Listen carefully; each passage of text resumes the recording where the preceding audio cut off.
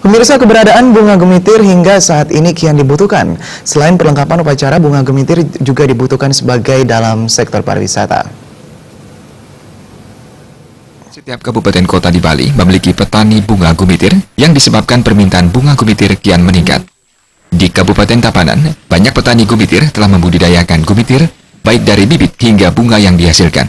Salah satu petani gemitir, Agus Ervani Syukur, menyatakan permintaan bunga gemitir kian meningkat baik di Bali maupun di luar Bali. Begitu halnya dengan bibit, tiap bulannya ia memenuhi permintaan bibit gemitir hingga ribuan batang.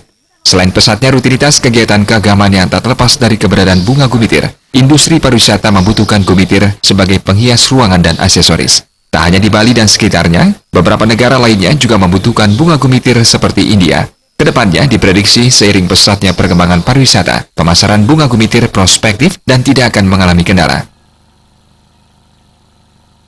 Banyak sekali.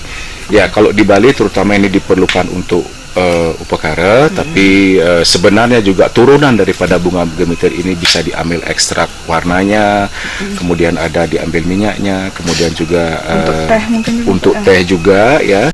Kita sadari bahwa di negara-negara seperti Kamboja, Vietnam, kemudian Thailand dan juga India ini sangat banyak membutuhkan bunga gemitir. Nah, tetapi di negara-negara yang saya bilang sebut tadi itu kecenderungan warna bunga yang dipilih adalah warna kuning emas.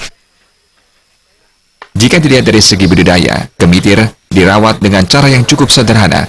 Dengan memperhatikan kebutuhan air dan pupuk serta unsur hara tanah, gemitir mampu tumbuh normal. Riasa Bali.